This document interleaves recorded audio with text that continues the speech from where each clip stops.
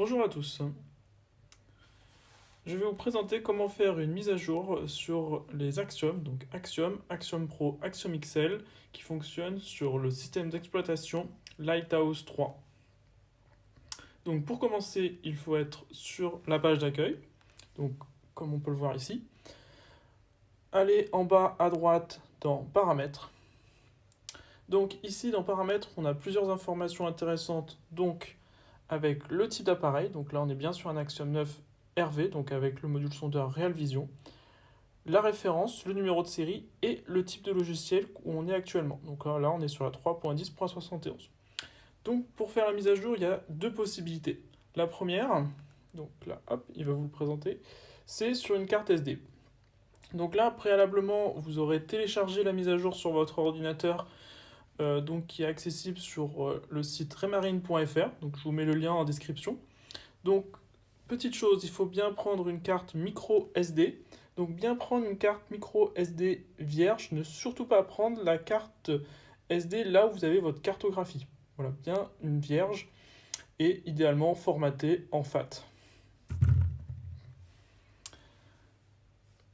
Donc la deuxième possibilité de faire la mise à jour, donc c'est celle où je vais passer un peu plus de temps, c'est celle en ligne directement. Donc c'est la plus simple, il y a moins de manipulation. Je vais vous montrer ça. Donc on commence ici dans Recherche en ligne. Donc pour commencer, il faut connecter la box ou le point d'accès Internet. Donc ça peut être donc, la box à la maison comme moi ici, ou le Wi-Fi du port, ou la partage de connexion de son téléphone. Donc on va ici dans Paramètres. Donc je choisis mon point d'accès, donc là je choisis ma box, donc je tape le mot de passe, en fait je tape le mot de passe comme si j'étais sur mon ordinateur ou mon smartphone. Quand j'ai tapé mon mot de passe, je fais se connecter, voilà.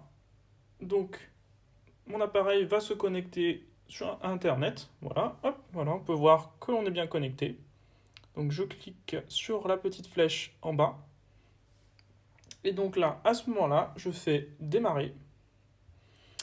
Alors, avant de télécharger la mise à jour, en fait, l'appareil va faire d'abord une recherche de tous les appareils qui sont connectés à bord. Donc, s'il y avait un pilote, radar, instrument, caméra, voilà, tout ce qui est sur le réseau StalkNG ou le réseau RENET.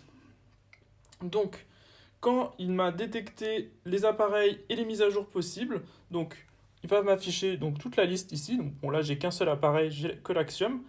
Et on peut voir qu'elle est cochée en vert, donc ça veut dire qu'il y a une mise à jour qui est disponible. Si la mise à jour n'était pas, en fait l'appareil est déjà à jour, en fin de compte il ne me l'aurait pas coché, il l'aurait laissé comme ça, et il n'y aura pas de mise à jour qui a été effectuée. Si vous voulez avoir plus d'informations, vous cliquez sur le petit i ici, information. Donc tu vas vous mettre la mise à jour actuelle de l'appareil, la nouvelle, donc on peut voir la 3.11.42, et la taille du fichier fait 781 mégabits. Ce qu'il faut savoir aussi quand vous faites une mise à jour sur Internet directement comme ça, donc il faut avoir une bonne connexion Internet et aussi pas mal de data. Parce que si vous avez une coupure d'Internet, en fin de compte, la mise à jour va être remise à zéro. Donc en fin de compte, vous serez obligé de recommencer le processus et ça va prendre encore plus de temps. Voilà. Donc quand j'ai bien mon appareil qui est coché que je veux faire mise à jour, je fais cliquer ici mise à jour, mettre à jour. Et donc là, le téléchargement va s'effectuer.